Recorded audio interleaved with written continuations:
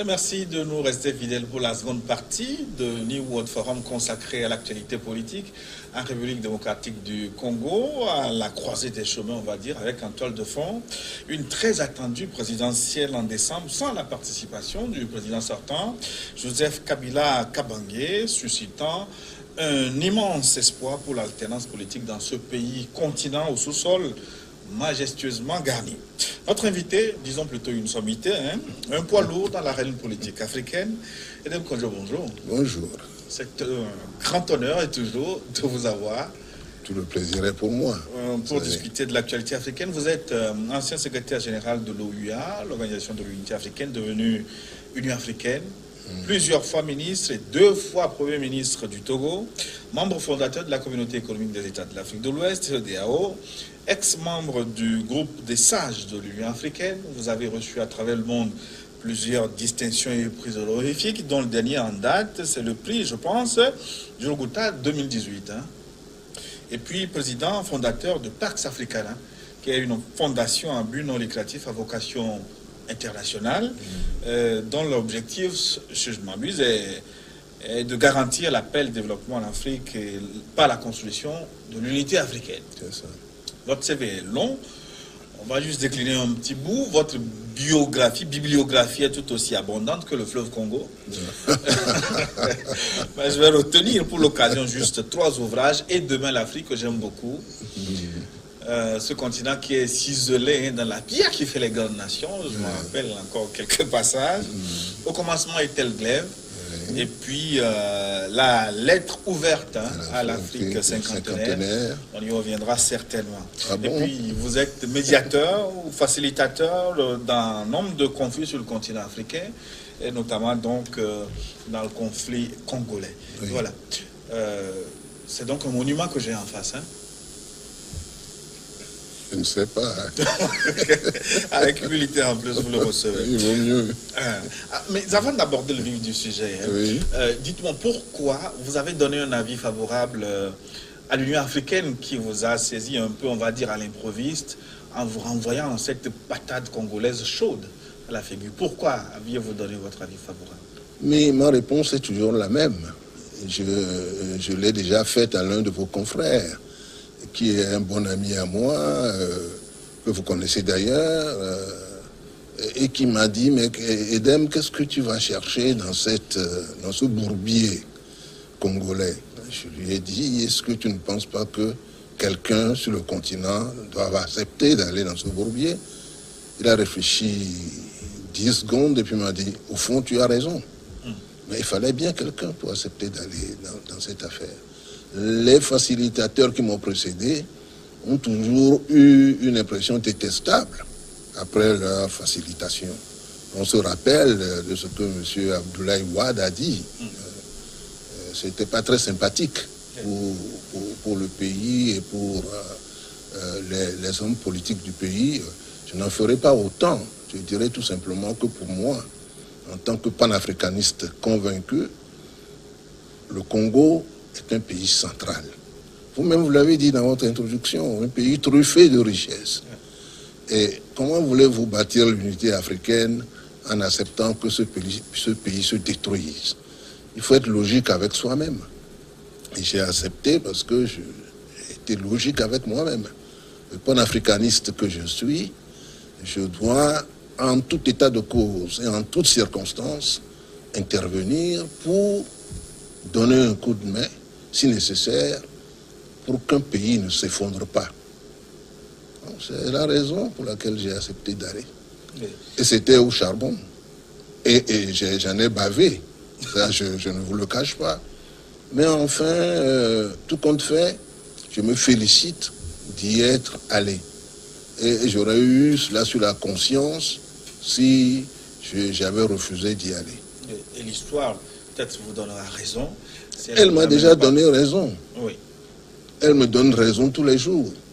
Seulement ceux qui ont raconté des histoires et qui ont dit le contraire de tout et de tout n'ont pas le courage de dire, bon, ben, en fait, M. Edem Kodjo avait raison.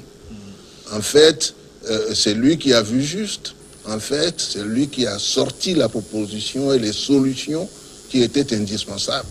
pour arriver à des résultats. Mais justement, votre accord, l'accord que vous avez réussi à arracher, signer, je pense que c'était le 18 octobre 1976. Oui, cet accord continue d'inspirer encore la classe politique congolaise.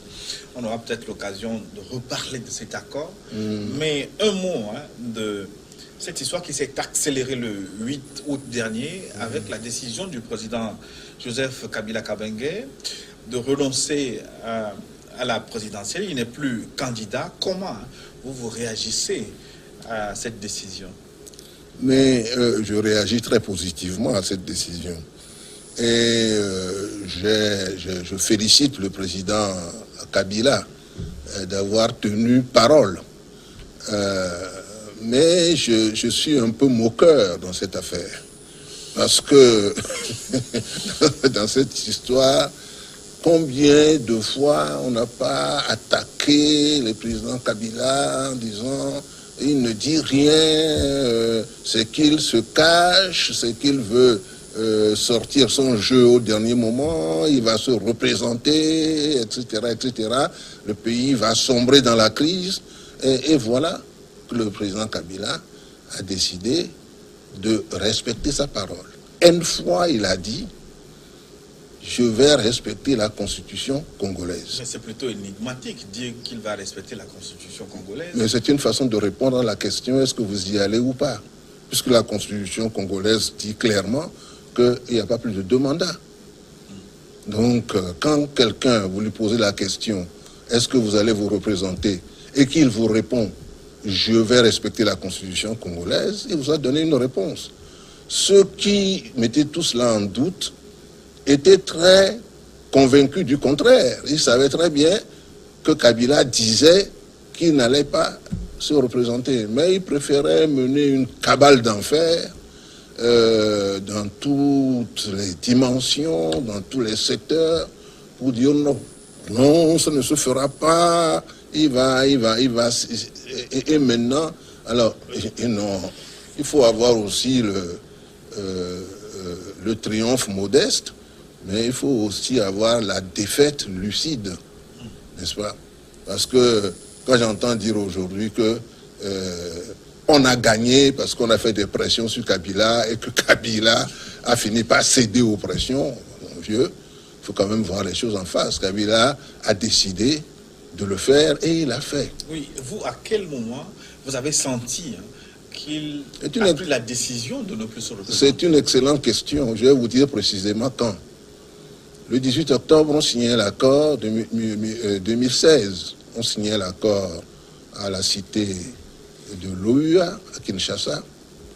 Et on a convoyé cet accord au président Kabila. Il a gardé le dossier pendant 2 semaines. Et puis un jour, il me fait convoquer, moi le facilitateur en premier, et puis toute la classe politique qui a participé au dialogue de la cité de l'OUA dans son bureau à la présidence de la République.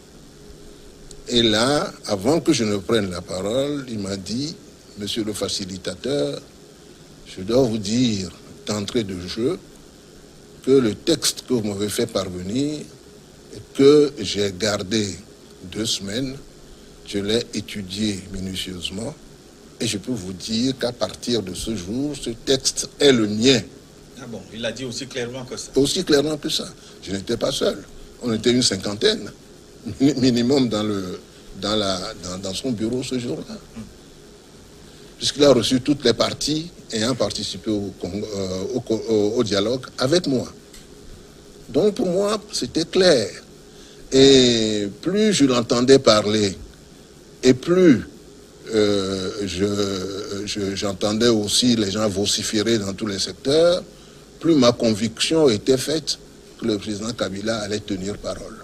Mais surtout que l'accord finalement signé avec la médiation de la CENCO n'était pas aussi différent que la copie que vous avez rendue le 18 octobre. Il n'était différent en rien. Sauf que la CENCO a décidé de nommer le Tshisekedi, le feu Tshisekedi, à la place qu'occupe aujourd'hui M. Olenga Koy. C'est à la tête du comité de suivi. C'était à part cette affaire personnelle, cette personnalisation de cette position, il n'y a rien qu'on ait ajouté à l'accord qui a été négocié avec M. Kodjo. Absolument rien.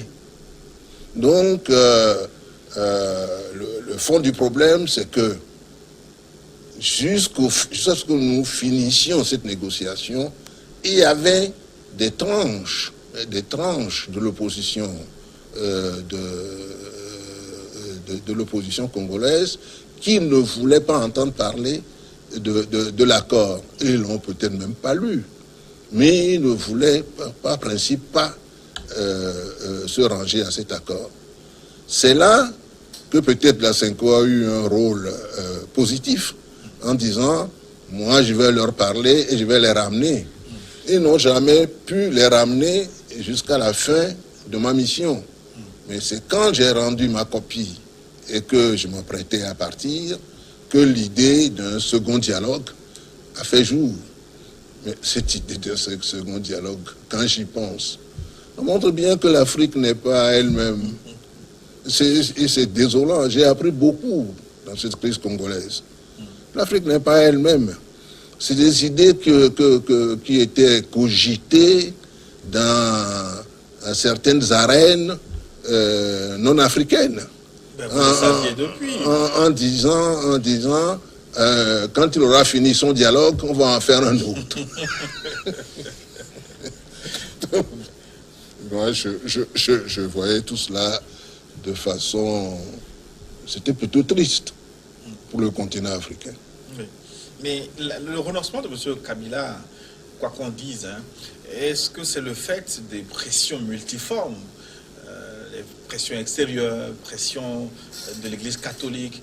Est-ce que ce sont ces pressions conjuguées qui l'ont fait plier finalement, ou une décision personnelle, une conviction personnelle? Je vous dis, en octobre 2016, le président Kabila m'a parlé et j'en ai conclu qu'il allait tenir sa parole. Pourquoi vous faites les événements, aux paroles d'un politique? Les événements dont vous parlez se sont déroulés après. Les manifestations dans les rues et tout cela s'était déroulé après. Des pressions, il y en a eu de tout genre. Je ne dis pas qu'aucune pression n'a eu un effet quelconque sur le président Kabila. Je ne dis pas cela. Je pense que Mme Halley, qui représente les États-Unis auprès du système des Nations Unies à New York, je pense qu'elle a eu, il y a 6 mois environ, un entretien avec le président Kabila qui a dû être aussi porteur. Mais les autres pressions, tout ce que l'on racontait, les manifestations, tout cela, ne l'avait pas fait changer d'idée. Lui, son idée, c'était qu'il n'allait pas se présenter. Mais à la lumière de ce dénouement congolais, est-ce que vous n'avez pas l'impression que très souvent, les oppositions en Afrique manquent de stratégie? Est-ce qu'on va dire stratégie ou manque de manière pour poser leurs revendications? Parce que... Vous ne ferez pas dire à un ancien opposant du Togo ce que je n'ai pas envie de dire. Mais il peut arriver qu'on se trompe dans nos agissements, qu'on ne prenne pas toujours la bonne route, c'est peut arriver, mais cela n'est pas une règle d'or. Et je ne veux pas tirer de mon expérience au Congo la conclusion que les oppositions toujours font ce qu'il ne faut pas qu'ils fassent. Non, je ne dirais pas ça.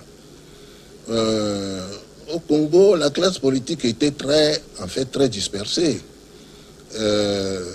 À notre dialogue, finalement, il y a eu des opposants de marque qui sont venus. Vital Kamere. Comme Vital Kamere, comme d'autres, comme l'actuel vice-premier ministre Makila, et un certain nombre d'autres. L'ancien premier ministre que celui-ci a remplacé. c'était quand même aussi quelqu'un du parti de Tshisekedi et était très très actif à l'Assemblée nationale. Mais tout ce monde-là était au dialogue. Mais il y avait une frange qui ne voulait pas en entendre parler. On se demande d'ailleurs pourquoi. Parce que je ne vois pas en quoi l'accord qui a été signé en définitive blesse les intérêts de l'opposition. Sinon, ils auraient remanié cet accord complètement. Oui. Ils n'y ont pas touché. Donc ça montre que c'était la bonne cause qui a été défendue pour l'intérêt du Congo et pour la nation congolaise. Oui. Et non pas pour des individus. Mais en un mot, comment vous avez réussi à rapprocher les points de vue de ces Congolais très dispersés, vous l'avez dit, ennemis depuis le commencement comme Maurice Babounas dans votre ouvrage au commencement était le glaive. Quelle était la recette? Comment avez-vous fait? Mais ce n'est pas la première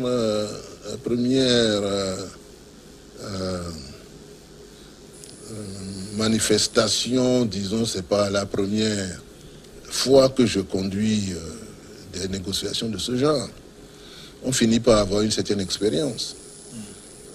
J'ai souvenance qu'un jour, n'en pouvant plus, j'ai enfermé les camarades dans une salle et puis j'ai dit, bon, vous ne sortirez pas d'ici tant qu'on n'aura pas trouvé de solution. Et effectivement, nous avons trouvé une solution ce jour-là. Mais ce n'était pas évident quand on avait ouvert la séance. En privé ce jour-là. C'était une séance qui n'était pas ouverte à tout le monde. On a pris les ténors et on voulait arriver à un accord. Mais on l'a eu. On l'a eu parce que le médiateur n'a pas laissé la place et l'opportunité de faire autre chose que de trouver une solution. Et on l'a trouvé. Donc il y a quand même, on finit par avoir une certaine expérience, on sait comment procéder, on fait des suspensions de séance, on prend un petit comité qui se réunit à part, on va de groupe en groupe, on arrive peu à peu à faire émerger une solution lorsque les positions sont diamétralement opposées. Au fond, c'est quoi le problème congolais, Madame Kodjo? C'est une bonne question. Le problème congolais aujourd'hui, c'est d'arriver à un système politique stable. C'est pour ça que les élections de décembre sont très importantes et qu'il faut tout mettre en œuvre pour les réussir. Et là, je pense qu'un travail considérable a été fait par la CENI, mais tous les raffinements qui sont encore nécessaires doivent être opérés de façon que nous allions à des scrutins qui soient des scrutins acceptables par tout le monde. C'est illusoire souvent en Afrique de dire un scrutin acceptable par tout le monde. C'est rare de trouver un scrutin acceptable par tout le monde comme ça sur notre continent. Mais enfin, plus ou moins acceptable. Et ça, on le peut. Si les résultats sont bons, si on élit un président de la République convenable et acceptable par tout le monde, plus ou moins, alors le pays commencera à retrouver ses repères et on pourrait alors se lancer dans des systèmes de pacification dans les zones. Il y a encore des zones où il y a des rébellions larvées qui se manifestent quand on ne s'y attend pas du tout. Il faudra résoudre tous ces problèmes et puis s'attaquer à la relance économique d'un pays dont le taux de croissance, il y a l'année où j'écrivais lettre ouverte à l'Afrique cinquantenaire, était quand même pas loin de 10%. Mais maintenant, on est dans une situation proche de la décrépitude. Mais avec les ressources immenses de ce pays, la relève peut se faire très facilement. Et le relèvement peut se faire très facilement. Et le retrait de M. Kabila de la course à la présidentielle, est-ce que ça ouvre franchement la voie à un processus électoral moins dangereux? Moins dangereux, ça je vous le concède. Moins dangereux, moins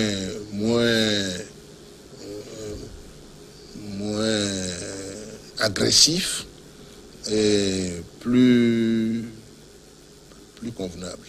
Mais en même temps, le jeu étant très ouvert, est-ce qu'il ne faut pas craindre des affrontements? Déjà, même au sein de l'opposition, il y a plusieurs têtes. C'est un serpent en plusieurs têtes. C'est toujours comme ça partout. Et puis en face, la désignation d'un autre candidat, est-ce que ça va faire l'unanimité au sein du parti de Joseph Kabila? Est-ce que ce ne sont pas des incertitudes qui vont déboucher sur des inquiétudes?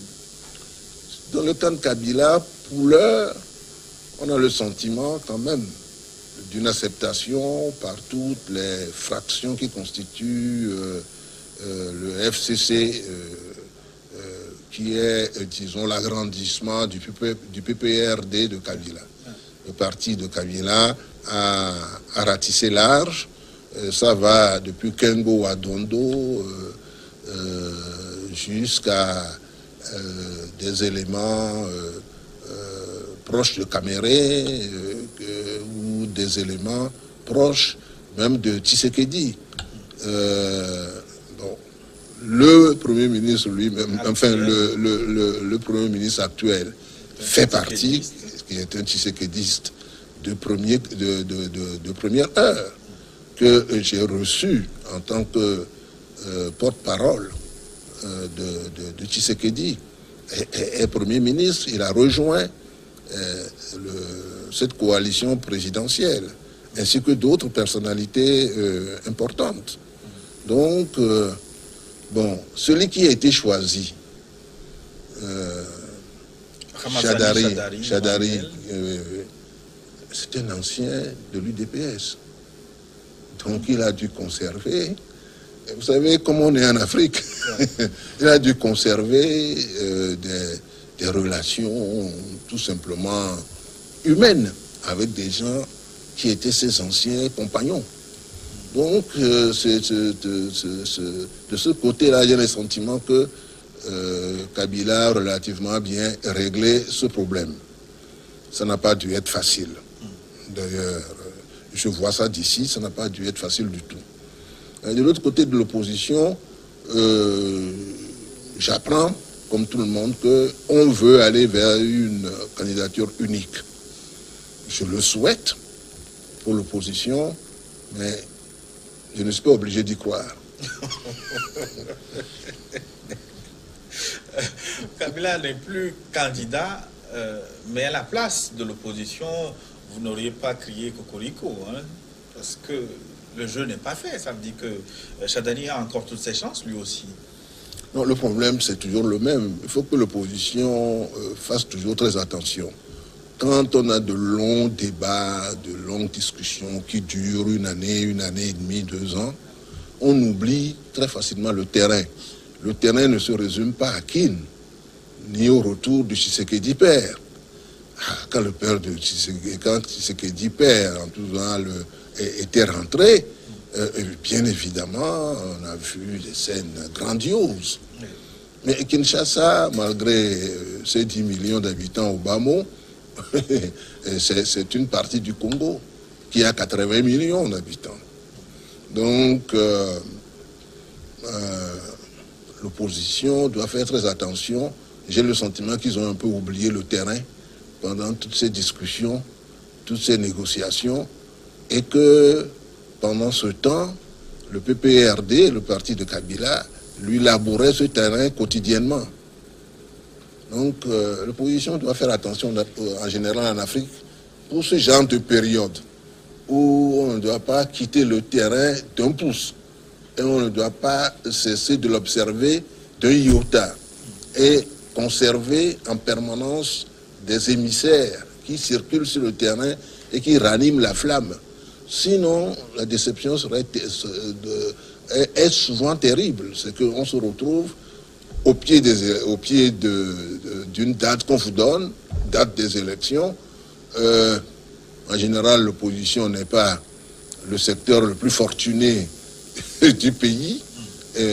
Il y a ce problème, et puis ensuite il y aura le problème du terrain lui-même, qu'on a peut-être laissé travailler par d'autres. Et surtout dans un continent très vaste, parce que l'opposition a les ressources, a la méthode de l'organisation nécessaire pour cadrer le terrain. On parle de méthode très souvent. On sait aussi que l'opposition ne met pas les moyens qu'il faut pour conquérir le pouvoir. Non, ils peuvent quadriller le terrain, ils vont s'y mettre, mais il y en a qui n'ont jamais perdu le contact. Je peux parler du cas de Caméré qui n'a jamais perdu le contact avec son terrain. Mais d'autres, je ne suis pas si sûr. Bon, les moyens, certains parmi eux ont les moyens. On ne connaît pas encore la liste définitive des candidats qui sont retenus, qui seront retenus pour la Cour constitutionnelle. Si Bemba est parmi eux, Bemba a les moyens. On peut avoir les moyens, mais la méthode aussi, parce que depuis 1994, la candidature embryon d'un certain Dem Kojo avec un avion décoré à l'effigie de son parti, j'ai vu peu d'opposants faire ça en Afrique.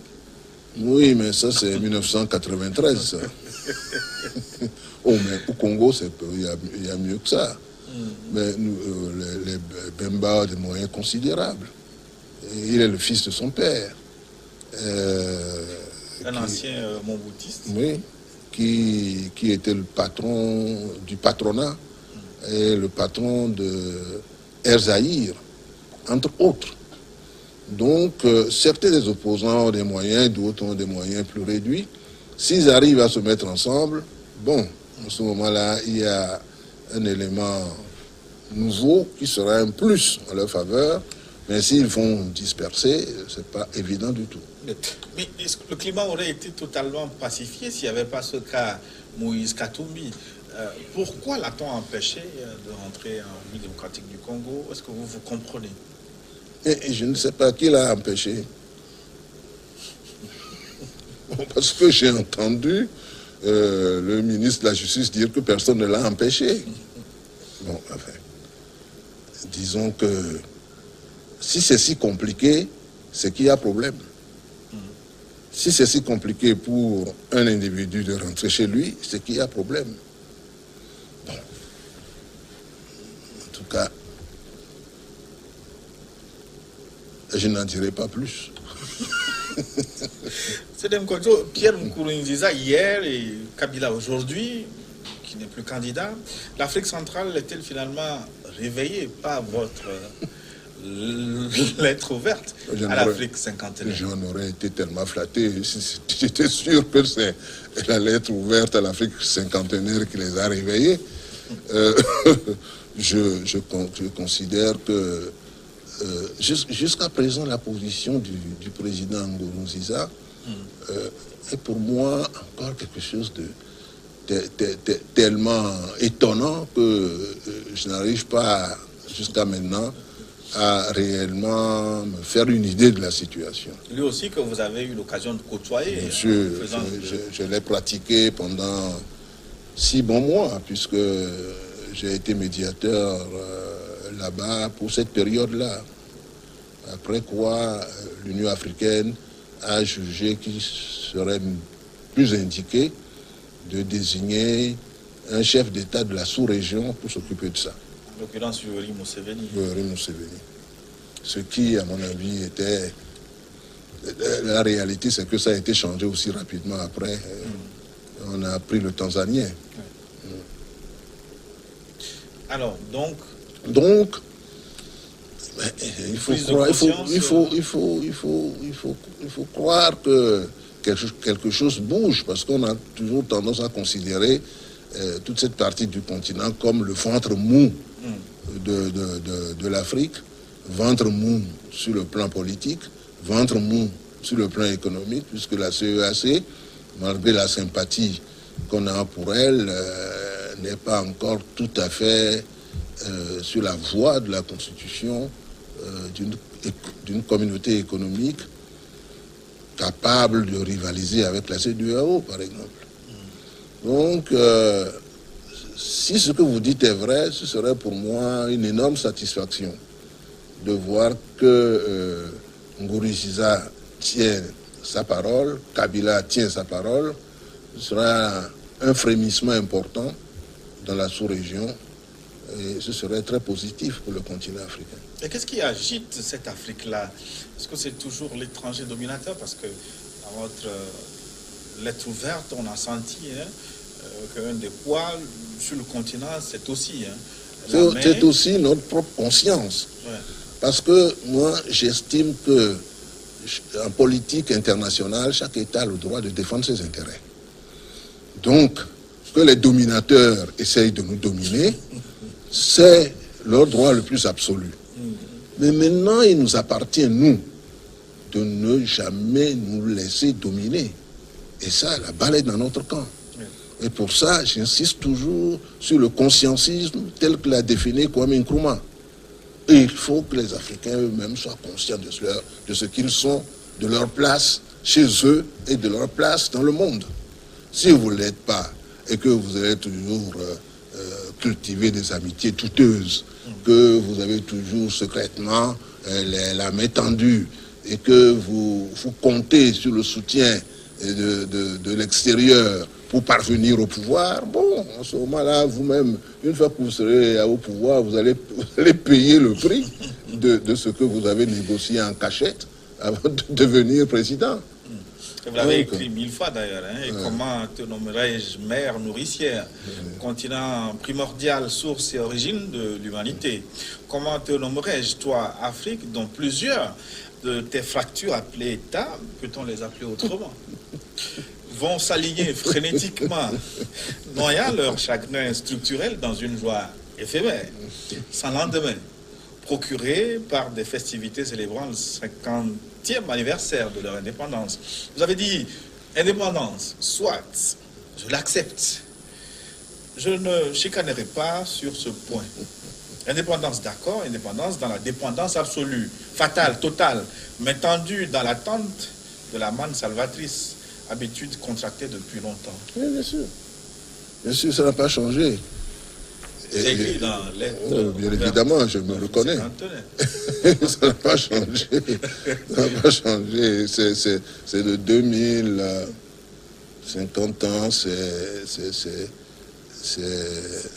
sorti dans les années 2012, 2011, 2012, on en a parlé, il me semble.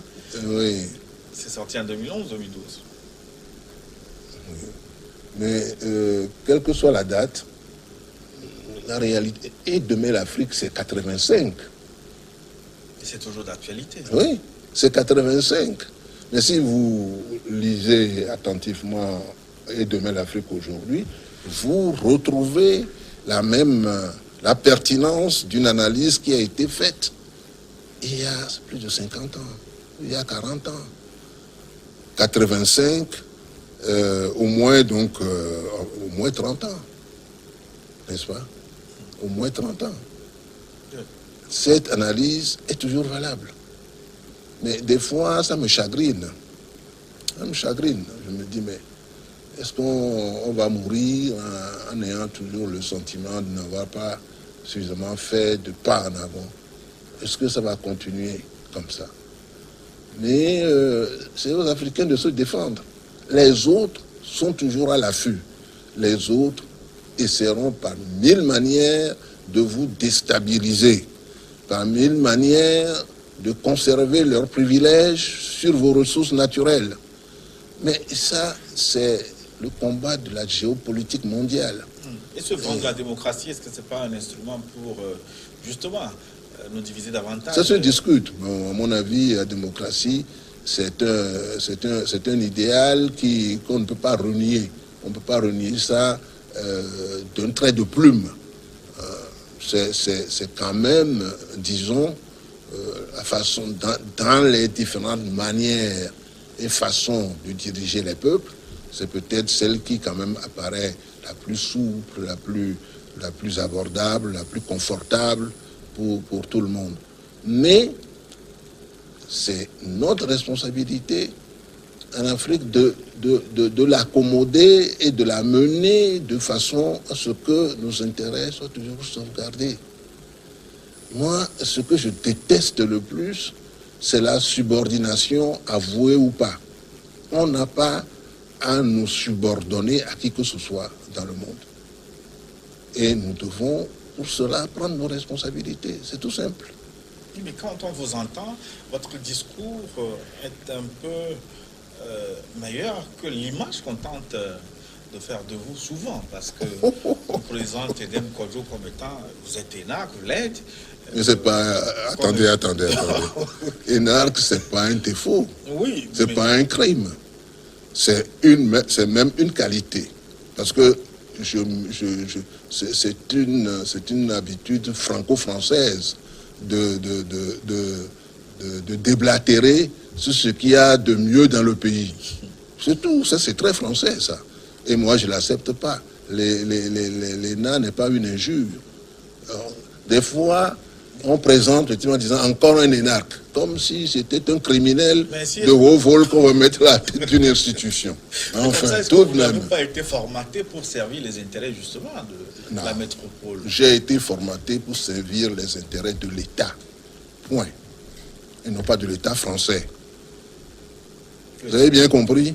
J'ai été formaté pour défendre les intérêts de l'État. L'État togolais, l'État africain, oui, j'ai été formaté pour ça. Oui, un peu si j'ai appris des choses concernant la gouvernance de l'État français, ça doit me servir de point d'appui, c'est tout. Je ne dois pas devenir esclave de ce que j'ai appris et je ne dois pas devenir esclave de ceux qui m'ont enseigné cela. D'ailleurs, ils le savent. Et pour revenir à notre mouvement... Vous avez fini de parler d'Edem Kodjo. On ne finira jamais de parler d'Edem Kodjo, personnage immense. Pour revenir donc au Congo, vous avez, dans une déclaration, après le retrait d'Edem Kodjo, estimé... Après le retrait de Kabila. Le retrait de Kabila, pardon. Vous avez estimé qu'un jour nouveau se lève sur ce pays continent. Oui. Oui. Est-ce que vous n'allez pas trop vite en besogne? Le jour nouveau se lève, mais il faut en faire quelque chose de ce jour. J'ai raison de dire qu'un jour nouveau se lève. J'ai raison d'être optimiste. J'ai raison d'être optimiste, mais qu'est-ce qu'on fera de ce jour? Ça, c'est une autre paire de manches. Et c'est là que la responsabilité des Congolais commence. Et quel rôle doit-il jouer maintenant, Joseph Kabila, pour que ce jour nouveau conduise à un dénouement définitif de cette crise congolaise? Non, je crois que Kabila, il restera à l'arrière-plan. La constitution congolaise est très claire. Il sera sénateur à vie même. Dans la nouvelle assemblée, le nouveau Sénat, il sera sénateur à vie. Il aura une place dans la nation. Ce que je propose depuis des années à des oppositions d'Afrique, notamment d'Afrique de l'Ouest. Je ne veux pas que vous suiviez mon regard. Il faut des garanties absolues à ceux qui ont eu la chance de diriger les pays.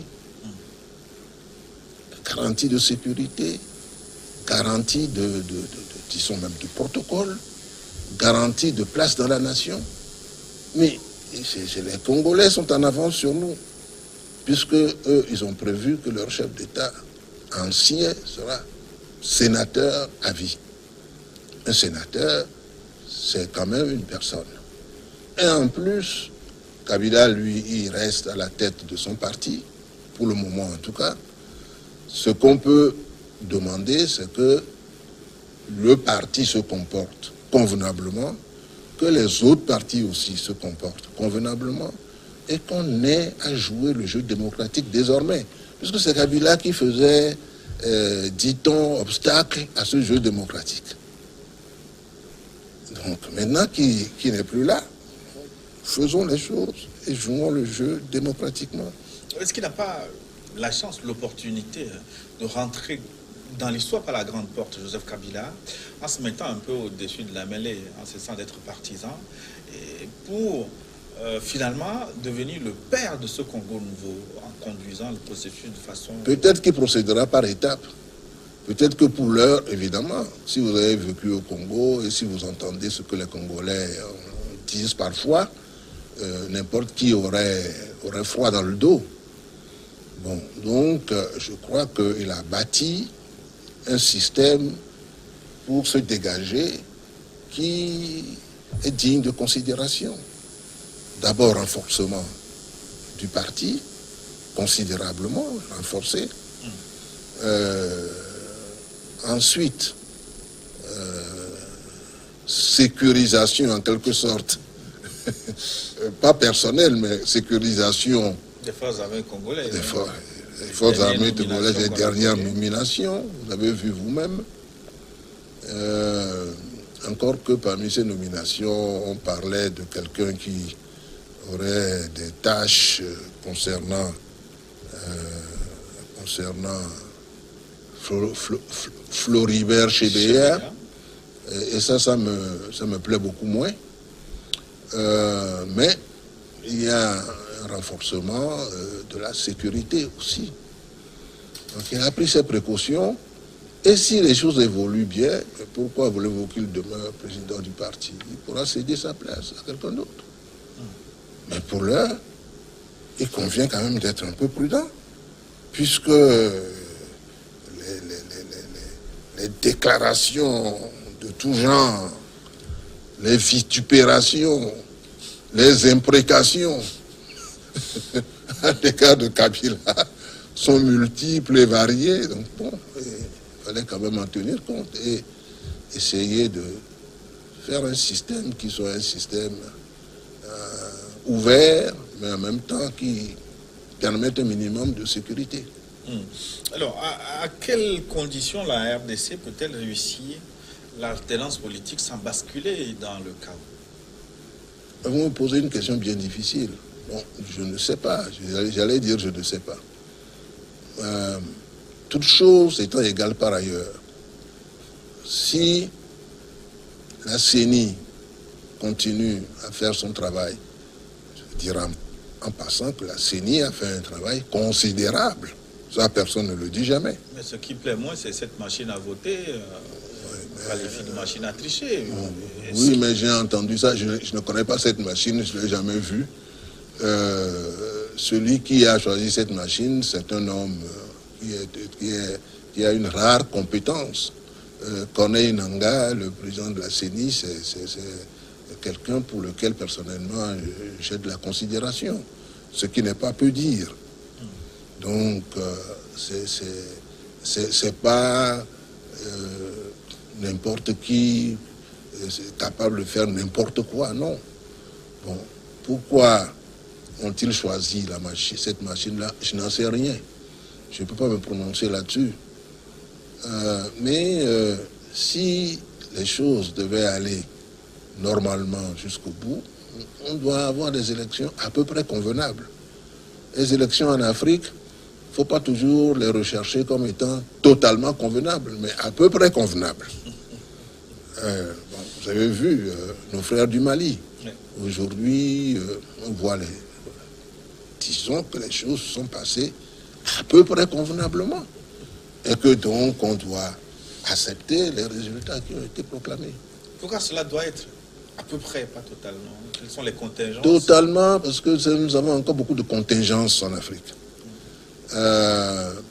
Je doute d'ailleurs que dans les pays européens, et même peut-être même américains, tout n'est pas toujours totalement convenable.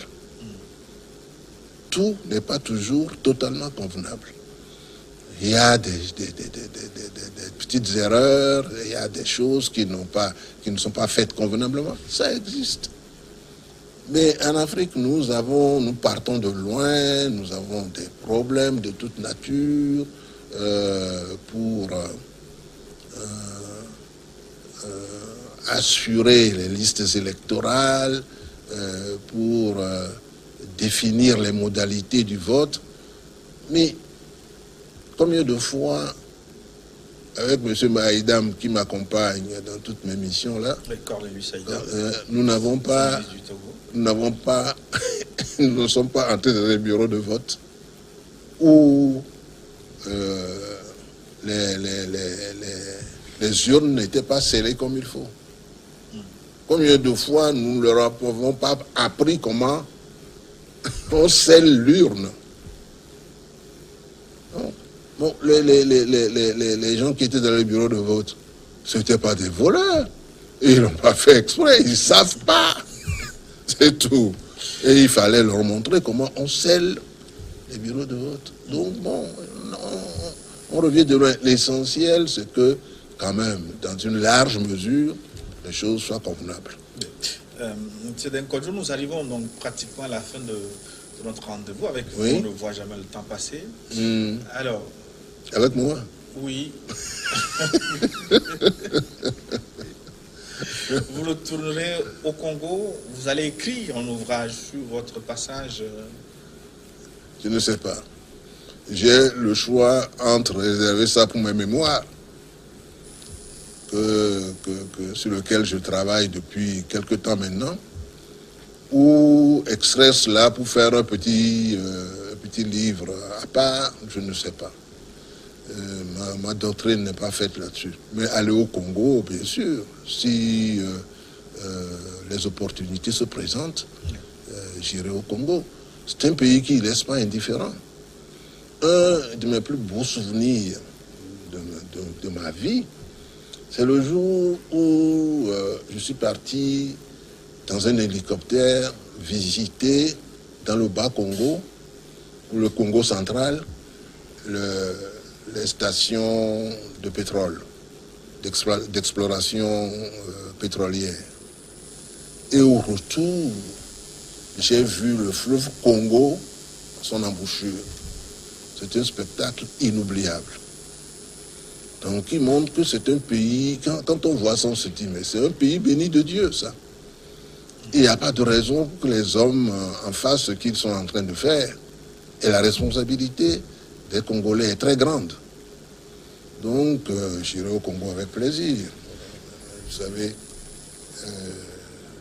tout le monde sait que j'ai en plus, dans le Congo voisin de Kinshasa, un ami de longue date qui est le président Sassou. Donc, aller au Congo, pour moi, c'est quelque chose qui se fait suffisamment convenablement et peut se faire à tout moment.